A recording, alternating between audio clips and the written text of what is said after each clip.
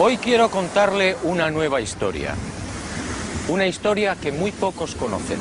Desde siempre he sentido una especial inclinación por los personajes malditos y marginados. Personajes odiados, amados y discutidos. Colón es uno de ellos.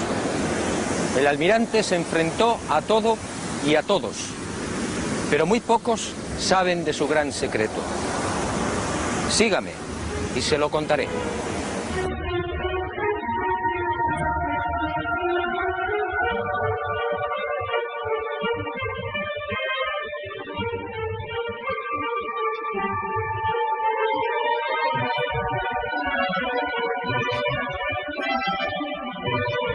Como decía, siempre me intrigó la tozudez del almirante.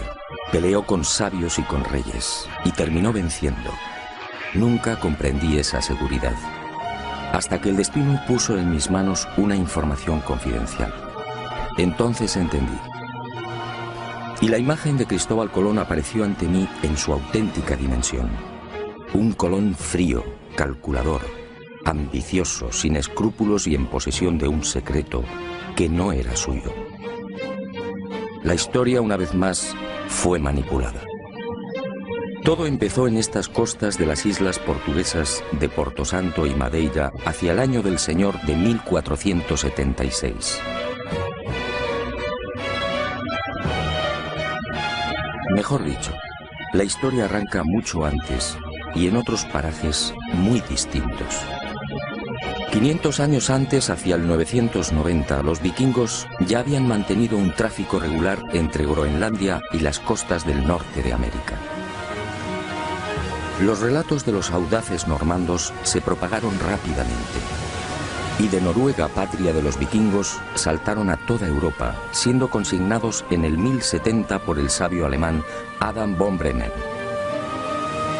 Aquel descubrimiento, según los expertos, se debió a la precipitada fuga de Erik el Rojo. Tras una sangrienta venganza, los islandeses desterraron a Erik por 3 años.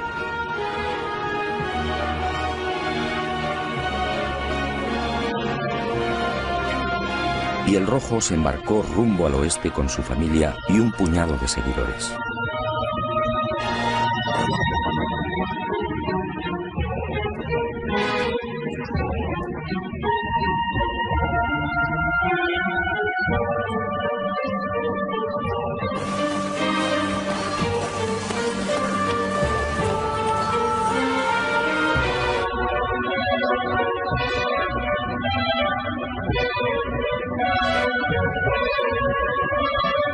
Así fue muy probablemente como llegaron a Groenlandia, y de allí a las costas de Massachusetts, entre Boston y Nueva York. En 1311 otro audaz pueblo, el Mandinga, ubicado en las costas del África Occidental, se aventuró igualmente en el océano. Y el rey Abubakari II, al frente de 2000 piraguas, tocó tierras americanas. La expedición descubriría Recife, en Brasil, pero nunca regresaron.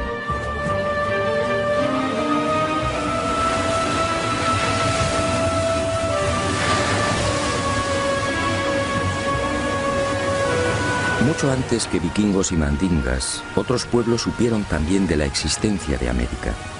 Fenicios, griegos, romanos, bereberes y árabes, entre otros, tocaron al parecer las costas orientales americanas. Colón, en efecto, fue el último.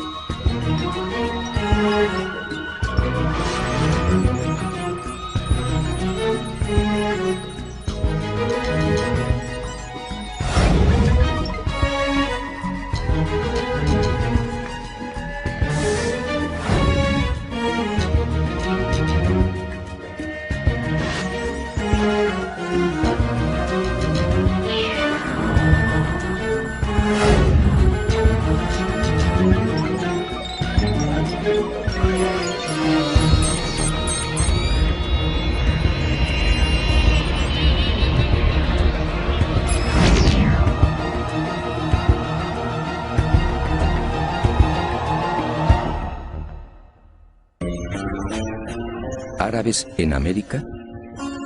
A principios del siglo XVI, Fernández de Oviedo, gobernador de la Castilla del Oro, escribe sobre algo realmente insólito. Oviedo afirma que los naturales llamaban Kebi al cacique. Kebi en árabe significa grande. Y asegura también que aquellas gentes rezaban en mezquitas. Así consta en sus crónicas. ¿Cómo entender esta presencia árabe en América antes de 1492? ¿Y cómo entender el escrito entregado por el Papa Inocencio VIII a Martín Alonso Pinzón antes del descubrimiento? El documento, procedente al parecer de la corte de Salomón, decía así: navegarás por el mar Mediterráneo hasta el fin de España, y allí, al poniente del sol, entre el norte y el mediodía, por la vía temperada hasta 95 grados del camino, hallarás una tierra de Cipán, la cual es tan fértil y abundosa que con su grandeza sojuzgarás África y Europa. Aunque el origen salomónico del documento resulta más que dudoso, Europa no existía como tal en el 900 a.C., la verdad es que si la historia fue cierta, Alonso Pinzón habría recibido antes de embarcarse con el almirante una información secreta que apuntaba directamente a México. Como es sabido, este país se encuentra a 95 grados del Guadalquivir.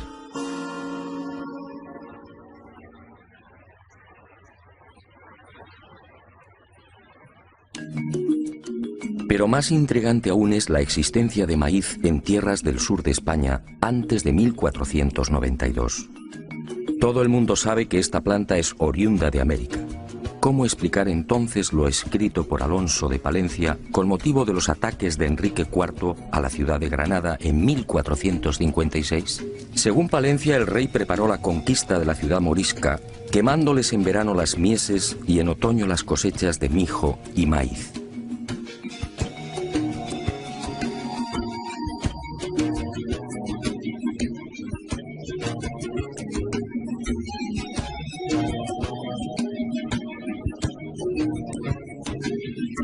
¿Y cómo explicar los aranceles de descarga registrados en los puertos de Barbate, Vejer, Conil y Chiclana, al sur de España, en los que años antes del descubrimiento se hace expresa mención de la manegueta, la guindilla que se cultivaba en Chiapas, en la actual Guayana Francesa y en Jamaica? Unos comprometedores aranceles de descarga, en los que también se pasa lista a otras mercancías típicamente americanas. Aranceles, insisto, redactados antes de 1492. ¿Quién transportaba esa mercadería?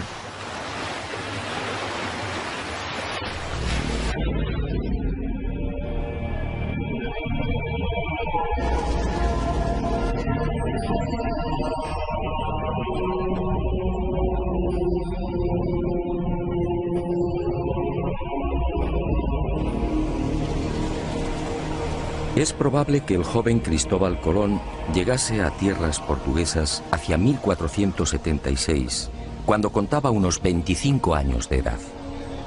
Procedía de una familia humilde. No poseía otra ilustración que las primeras letras. Fue a raíz de su estancia en Portugal cuando empezó a leer y a cultivarse.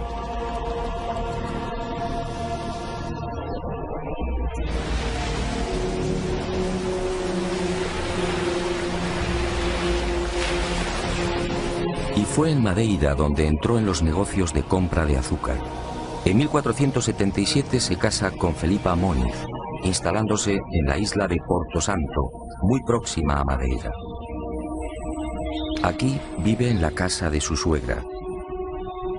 Aquí, según mis informaciones, arrancó la muy particular e ignorada historia del que llegaría a ser almirante de la mar Oceana. Una historia que Colón mantuvo en secreto. Aquí, Colón escucha de boca de marineros y pescadores una serie de extrañas y enigmáticas leyendas, unos relatos que encienden la mecha de su pasión por la mar.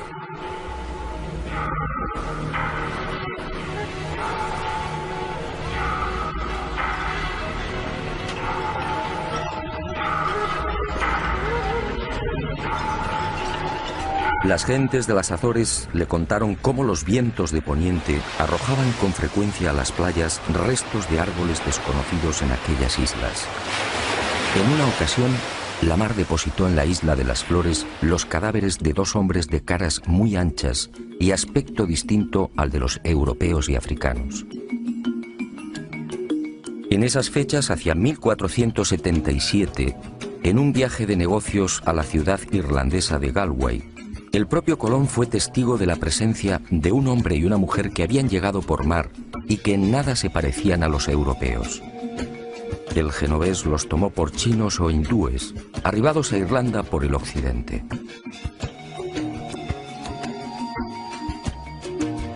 Estos avisos, decisivos diría yo, siguieron llegando a oídos de Colón. Los pescadores del Cabo de la Vela le pusieron igualmente al tanto de otra singular visión.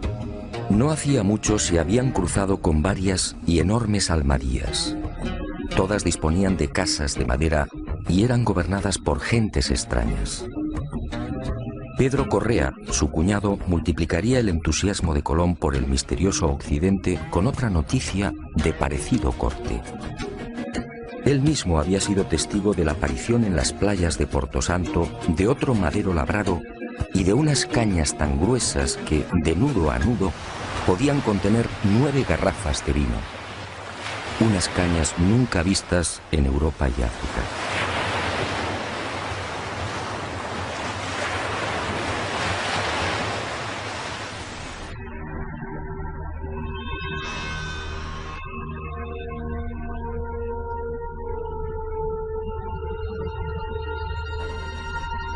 Paso a paso, Cristóbal Colón se vio envuelto en la apasionante idea de navegar hacia aquel horizonte por el que se ponía el sol.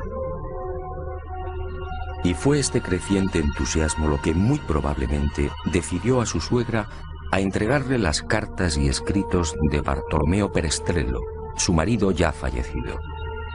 Nada se sabe con certeza de estos papeles del que fuera navegante italiano y gobernador de Porto Santo. Lo que sí parece claro es que aquella información debió coincidir con las narraciones de marinos y pescadores lusitanos y castellanos. Fue en esas fechas, alrededor de 1478 o 1479, cuando al fin el destino llamó con fuerza al corazón del inquieto Cristóbal Colón. Y sucedió algo que cambiaría bruscamente el rumbo de su vida. Algo que muy pocos conocieron y conocen. Algo que se convertiría en su gran secreto y finalmente en su gran tragedia.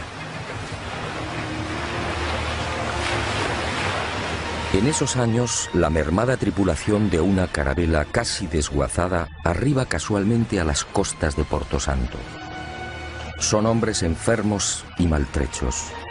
Un piloto y 4 o 5 tripulantes. Son castellanos, quizá portugueses, y uno tras otro van muriendo. Colón, compasivo, se hace cargo del piloto y lo aloja en su casa. Y así, el increíble destino pone en sus manos una historia fascinante que cierra el círculo. Quizá por agradecimiento, quizá porque sabe que la muerte le ronda, este piloto anónimo termina por narrar a Colón los detalles de su peripecia. Navegando desde las costas africanas, probablemente en la región del Golfo de Guinea, la carabela que transporta madera y alimentos se ve sorprendida por una furiosa tormenta. Y los poderosos vientos alisios la desvían de su inicial derrota, presumiblemente hacia la península ibérica o Inglaterra. Finalmente, la tripulación escapa del temporal y descubre con asombro que se encuentra en mitad de unas islas completamente desconocidas. Ellos no lo saben, pero los vientos los han empujado hasta el Caribe. Y durante 1 o 2 años, 1476 y 1477, estos hombres blancos navegan de isla en isla. Son bien acogidos por los naturales, se mezclan y conviven con ellos, llegan a construir un pequeño fortín, descubren oro, y el piloto va tomando notas de cuanto ve. registra perfiles, ensenadas y montes, calcula leguas y distancias, reseña marcas y referencias, hasta que un día aquel paraíso se convierte en un infierno. La tripulación, carente de defensas, contrae una dolencia tan peligrosa como desconocida. Ellos no pueden saberlo, pero las bellezas taínas les han contagiado la espirochaeta pálida, la temible sífilis. El mal alcanza su fase secundaria y los hombres blancos ven con impotencia cómo sus cuerpos se cubren de pústulas, y la fiebre y los dolores terminan postrándolos. Al ver cómo sus compañeros van muriendo inexorablemente, el piloto anónimo decide regresar. Y allí, cosas del destino, está Cristóbal Colón. Es posible que este retorno del piloto anónimo ocurriera hacia 1477 o 1478. El navegante muere y Colón hace suya toda la información suministrada por el desdichado prenauta. Dueño y señor de la oportunísima revelación, Colón se entusiasma definitivamente con la idea de alcanzar esas tierras ignoradas, utilizando para ello el camino de Occidente. Esta asombrosa y secreta historia, guardada celosamente por el almirante, me fue facilitada hace ya 25 años por el entonces prior de los franciscanos de la Rábida, Francisco de Asís Oterino. Y fue él quien me aconsejó que consultase con los más destacados americanistas del momento. Un suceso que, según los cronistas de la época, terminaría filtrándose y propagándose. Y en 1535 apareció por primera vez en letra impresa. Todo cuanto me reveló el prior de los franciscanos se vio ratificado con creces. Uno de los expertos que profundizó con mayor ahínco y rigor en el secreto de Colón fue el catedrático español Juan Manzano y Manzano. Él, en definitiva, me lanzó al ojo del huracán de este decisivo suceso. Por más que indagué, no fue posible averiguar la identidad o la nacionalidad de este piloto anónimo. Los cronistas de aquel tiempo hablan de un portugués o castellano, quizá vizcaíno. Antonio de Fuentes y Guzmán arriesga un nombre, Alonso Sánchez de Huelva, que dice fue el piloto que dio los papeles a Colón. Lo que sí es seguro es que a partir de 1478, unos 16 años antes del descubrimiento oficial, Colón se convierte en un obstinado defensor de la vía occidental hacia las Indias. Una tozudez enraizada en la apropiación de algo que no era suyo.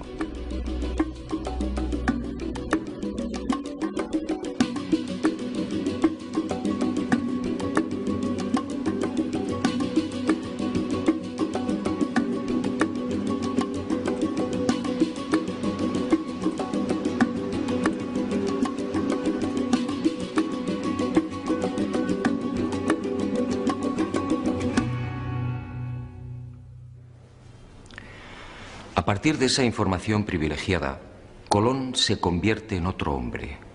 Ya no son sospechas, ahora lo sabe. Navegando por el mar tenebroso siempre hacia el oeste, encontrará nuevas y ricas tierras. Pero, ¿qué tierras eran esas? Y Colón emprendió una febril búsqueda, consultando los textos clásicos y los escritos de sus contemporáneos. Se sumergió impaciente en el Imago Mundi y en las páginas de la Historia Rerum. Estudió la Biblia, el Libro de los Reyes, la glosa ordinaria de Nicolás de Lira, Aristóteles, Isidoro, Marco Polo y un largo etcétera. Y en los márgenes de estos libros fue anotando reflexiones, dudas y certezas. Fueron tiempos difíciles y angustiosos. Hasta que un día el caprichoso pero sabio destino puso en sus manos una carta geográfica y unos documentos.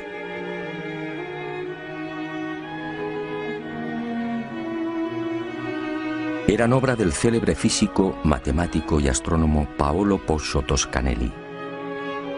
El 24 de junio de 1474, 2 años antes de la llegada de Colón a Portugal, el canónigo lisboeta Fernão Martins recibía una carta desde Florencia. Era una misiva de su amigo Toscanelli. Meses atrás, durante la estancia de Martins en Italia, el canónigo tuvo oportunidad de cambiar impresiones con el sabio florentino sobre las navegaciones de sus compatriotas, los portugueses, por las costas africanas. Los lusitanos llevaban tiempo intentando alcanzar las regiones orientales de las Indias, donde al parecer se hallaban las famosas islas de la especiería. Y Toscanelli le anunció algo insólito. A las Indias se podía llegar por un rumbo distinto al que pretendían los portugueses. Bastaba cruzar el mar tenebroso, siempre hacia el oeste. Martins quedó impresionado. Expuso las revolucionarias ideas de Toscanelli al rey de Portugal y sin demora Alfonso V solicitó más detalles. Y ese 24 de junio de 1474 llegaba a Lisboa la mencionada carta de navegación y los documentos de Toscanelli, en los que aseguraba que navegando derecho por poniente está pintado el comienzo de las Indias. Unos reinos opulentos llamados Catai y Mangui, señoreados por un poderosísimo monarca llamado Gran Khan.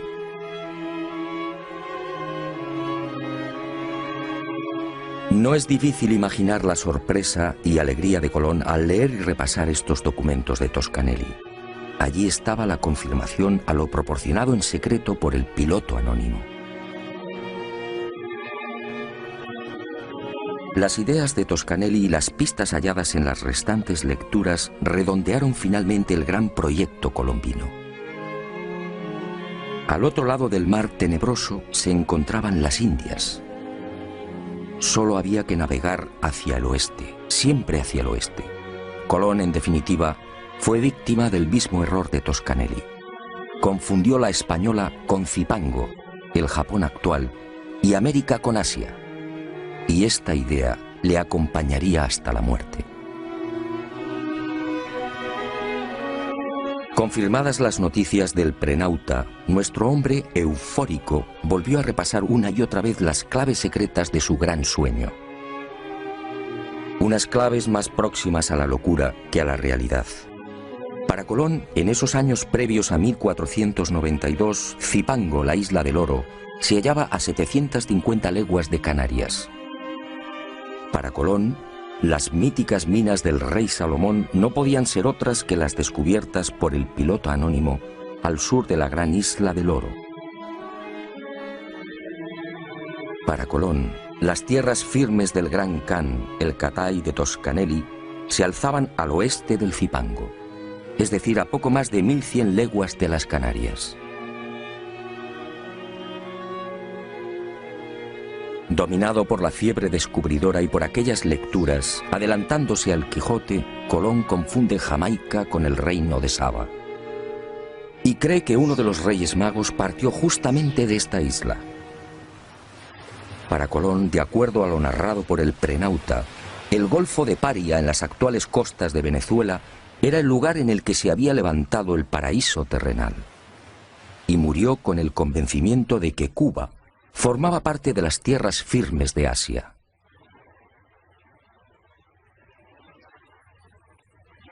Y con el ambicioso proyecto descubridor perfectamente armado, Colón pasó a la acción. Sus primeros movimientos prudentemente lo llevaron hasta la región de Guinea. Pudo ser en 1482 o 1483. Quizá con la excusa de un viaje de negocios se embarca y recorre las aguas del Golfo africano.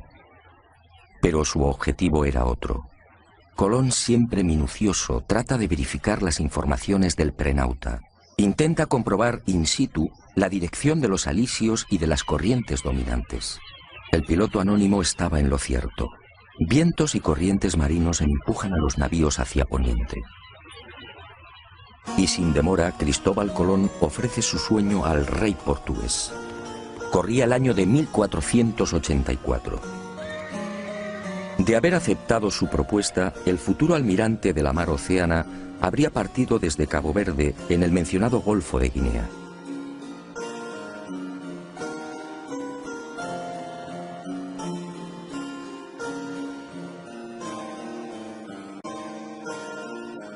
Pero Juan II lo despacha con cajas destempladas.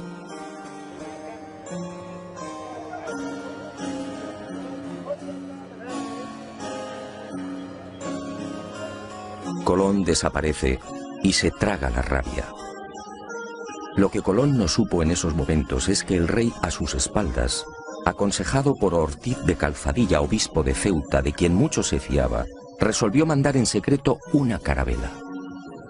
Así lo cuenta Hernando, hijo de Cristóbal Colón.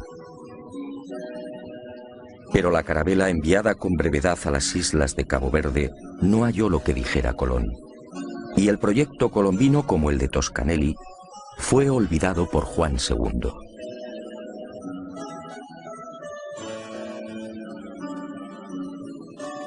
Y el destino siguió tejiendo y destejiendo. Colón supo de la turbia maniobra del rey portugués, y a esta decepción se sumó la muerte de su mujer y la pésima marcha de los negocios. Colón entonces tomó la decisión de abandonar Portugal. Corría la primavera de 1485 y decidió probar fortuna en la corte de la vecina Castilla. Pero antes, apremiado por la escasa bolsa, viajó a Huelva, encomendando a su joven hijo, Diego, a los cuidados de Violante Móniz, su cuñada. Y el destino atento le obligó a pasar por el monasterio franciscano de la Rábida. Allí, Colón recibiría una bocanada de oxígeno. Uno de los frailes, Antonio de Marchena, se entusiasmó con la idea.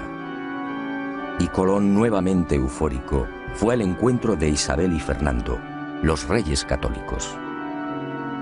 Nueva decepción. Nadie le cree. La llamada Junta de Salamanca rechaza el proyecto. El testimonio del doctor Rodrigo Maldonado de Talavera, miembro de esta junta de sabios y expertos, resume el sentir general. Este testigo, con el prior de Prado y con otros sabios y letrados y marineros, platicaron con el dicho almirante sobre su ida a las dichas islas, y todos ellos concordaban que era imposible ser verdad lo que el dicho almirante decía.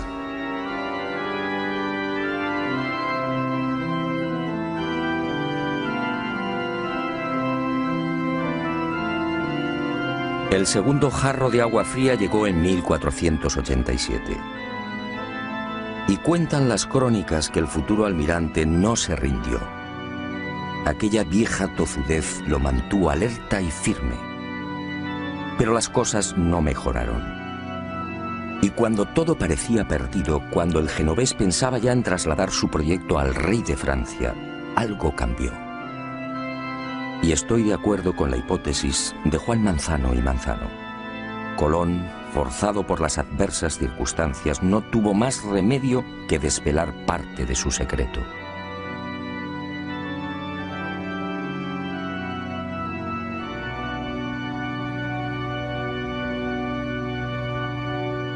Y en abril de 1492, finalmente, Cristóbal Colón triunfa.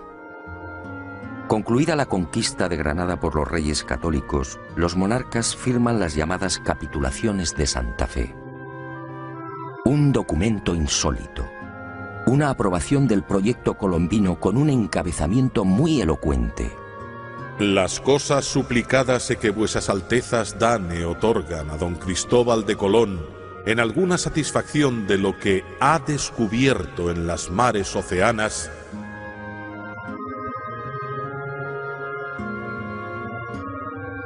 ¿de lo que ha descubierto? Estábamos en abril de 1492. La increíble concesión solo puede explicarse por lo ya mencionado. Colón tuvo que confesar parte de lo transmitido por el desdichado piloto anónimo. Pero obviamente silenció la fuente y mantuvo como suyo lo que era de otro. Pero hay más. En esos sospechosos documentos previos al gran viaje descubridor, los reyes católicos, al entrar en detalles, cometen 3 indiscreciones que confirman cuanto sostengo. Conceden a Colón los títulos de virrey y almirante y le otorgan 1/10 de cuanto se consiga en esas tierras incógnitas. En buena ley todo esto debería de haber llegado después.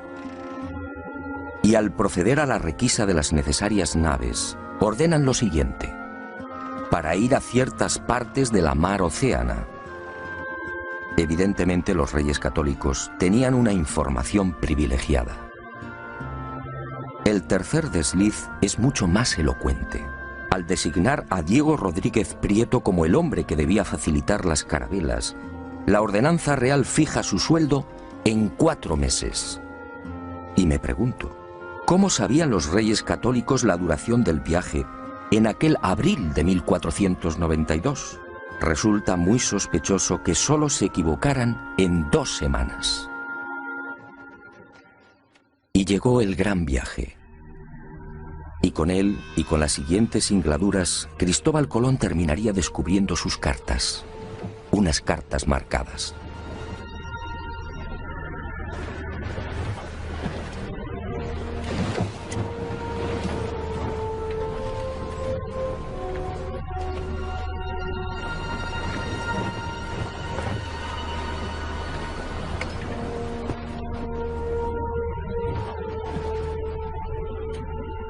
Primer viaje.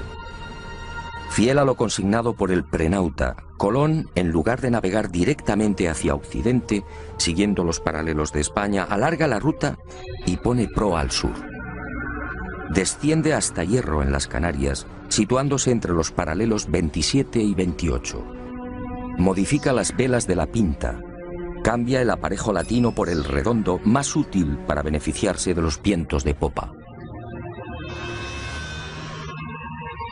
Y fiel a esas instrucciones del prenauta, antes de partir de las Canarias, avisa a los capitanes de las otras naves sobre el peligro de un rosario de islas y roqueos ubicados a 700 leguas de Hierro.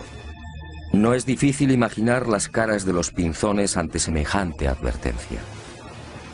Pero el secreto del piloto anónimo no se vio libre de algunos graves errores. El informante de Colón se equivocó al situar la gran isla del Oro. El almirante, al seguir el paralelo 27, dejó esa isla, Zipango, mucho más al sur. Por eso, en este primer viaje, no encuentra el peligroso laberinto de Arrecife, lo que Colón llamaba la entrada a las Indias. Y el 9 de octubre de 1492, la marinería se revela por segunda vez. Y tiene razón. Los hombres se sienten engañados. La cuenta real del almirante en esa fecha suma 1000 leguas. Él había prometido arribar a los arrecifes mucho antes. Y aseguró igualmente que Zipango se hallaba a 750 leguas del punto de partida. La situación en la Santa María, la nave capitana, se hace tan violenta que Colón reúne a los hermanos Pinzón y se ve obligado por segunda vez a desvelar parte de su secreto.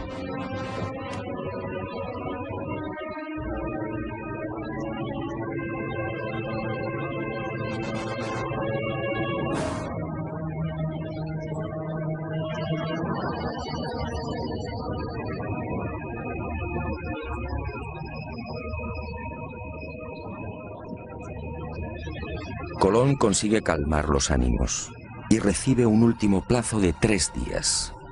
Si para entonces no han hallado tierra, regresarán. El 12 de octubre descubre Guanajaní, una pequeña isla del grupo de las Lucayas que Colón bautiza como San Salvador. El almirante, perplejo, no comprende. ¿Dónde ha estado el error? ¿Por qué no han desembarcado en Zipango? Y sigue de isla en isla buscándola. En esos días angustiosos, uno de los ocultos objetivos de Colón se destapa con violencia. Al almirante solo le interesa el oro.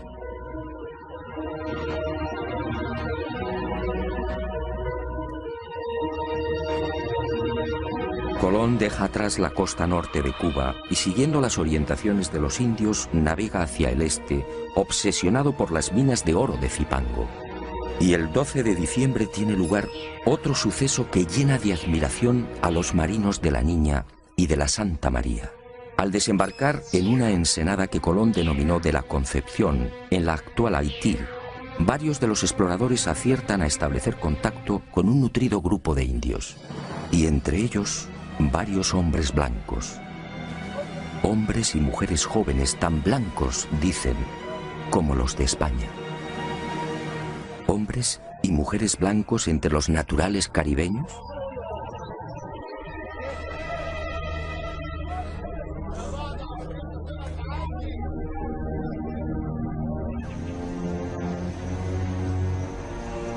Los conquistadores quedaron asombrados, sí, pero no Colón. Él sabía por el piloto anónimo que la tripulación de aquella carabela había permanecido 1 o 2 años con los indios de la región. Y sabía igualmente que los predescubridores se mezclaron con las indias. Esta, sencillamente, era la explicación de la insólita presencia de hombres y mujeres blancos.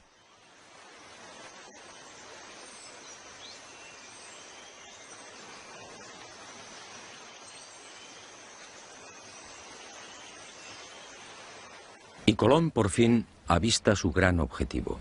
Era el 4 de enero de 1493.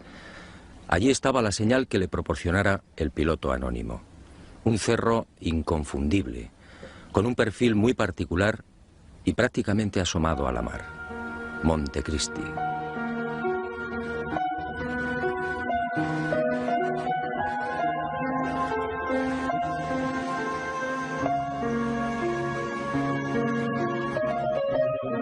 Y sin desembarcar, el almirante anuncia que allí está su ansiado Zipango. Allí, a escasas 20 leguas de la costa, se encuentran las ricas minas de oro. Y la marinería, perpleja, se rinde ante las supuestas dotes proféticas del almirante. ¿Dotes proféticas? Por supuesto que no.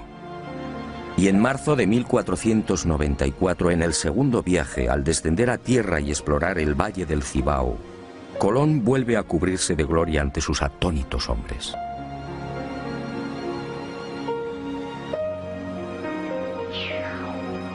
Después de fundar Isabela, marcha decidido hacia el sur, y a 18 leguas exactas de la costa, tal y como había advertido, localiza las minas.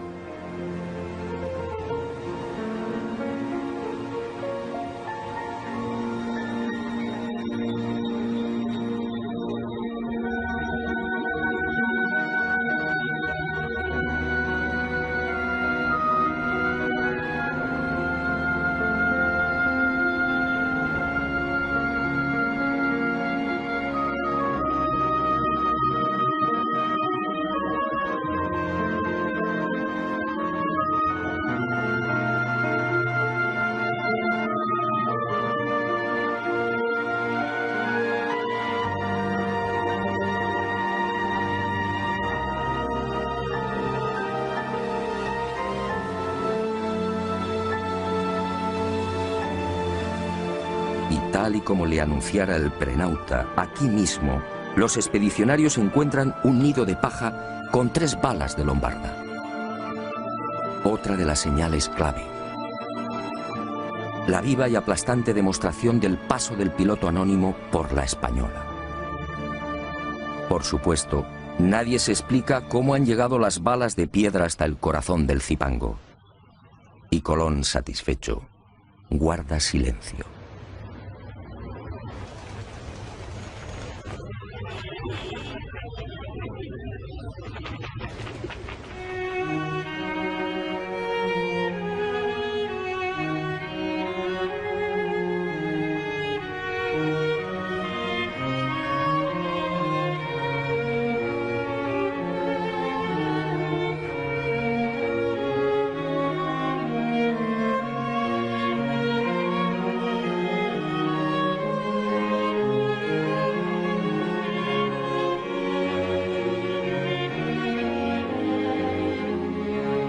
Y fue también en ese segundo viaje cuando Colón, al aproximarse a la actual Jamaica, reclama la atención de la marinería y dijo: Señores míos, os quiero llevar al lugar de donde salió uno de los 3 magos que vinieron a adorar a Cristo, el cual lugar se llama Saba.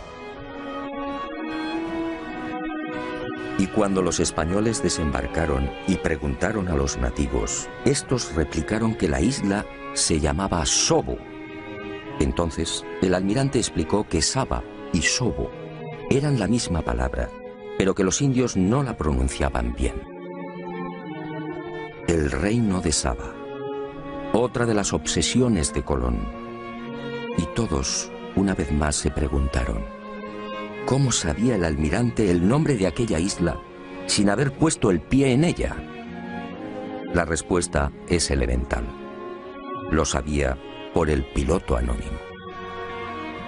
Y conforme siguieron los viajes de exploración, las supuestas dotes proféticas del almirante dejaron sin aliento a cuantos le acompañaron. Así sucedió también en el segundo viaje.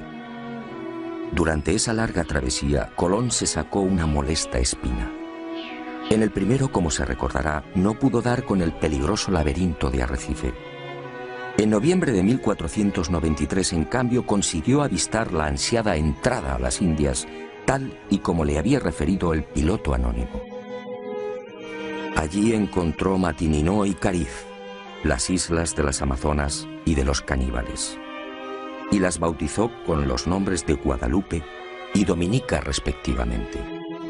Y fue en Guadalupe donde se registró otro desconcertante suceso que, supongo, hizo sonreír maliciosamente a Colón.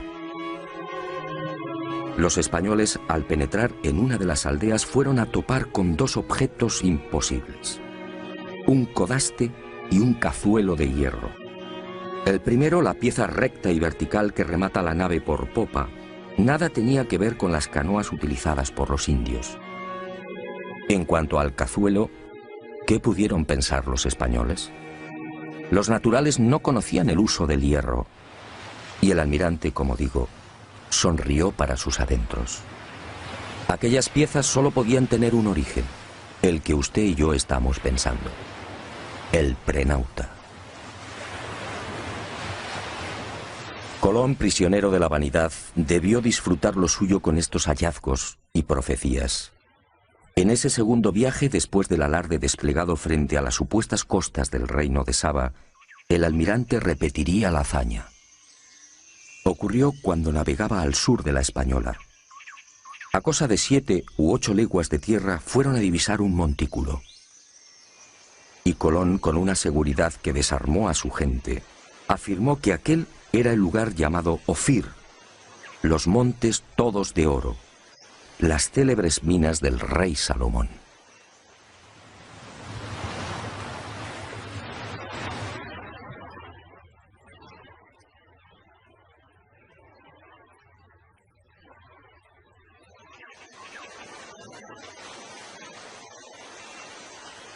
Después, las imaginarias minas del rey Salomón serían explotadas por los conquistadores, y el lugar fue bautizado como San Cristóbal.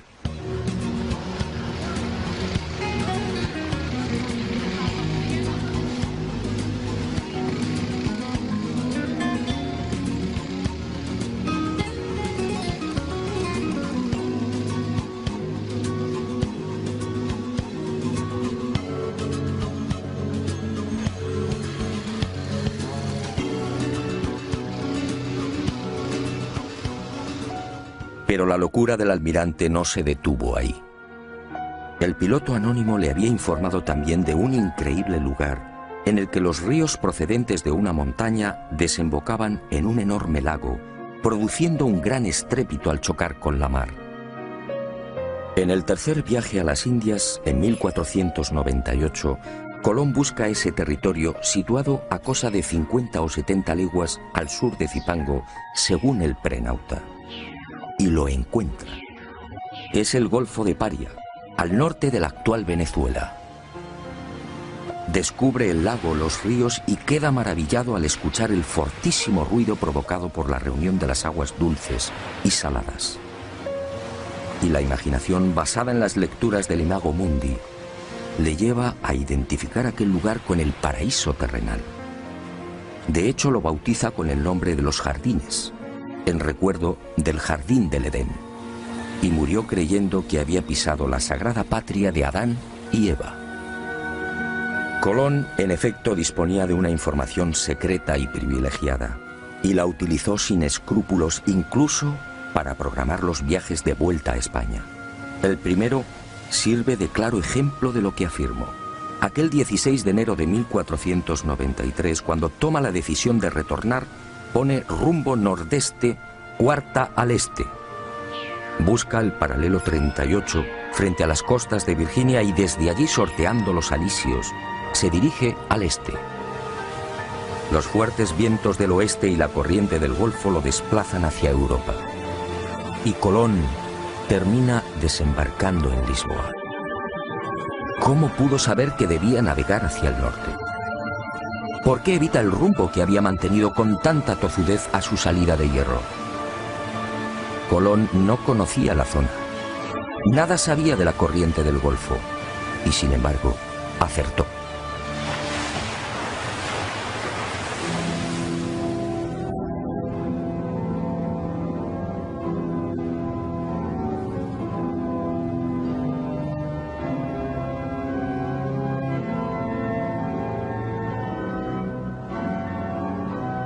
Pero Colón cometió un gran error.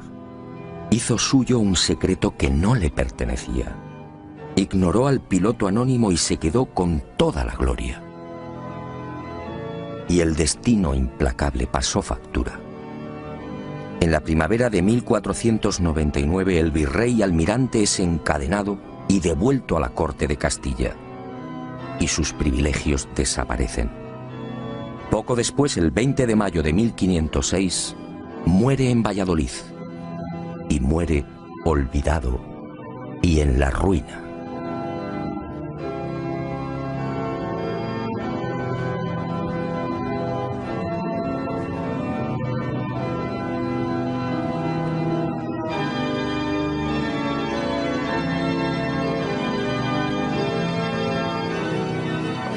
Ni siquiera sus restos descansan en paz.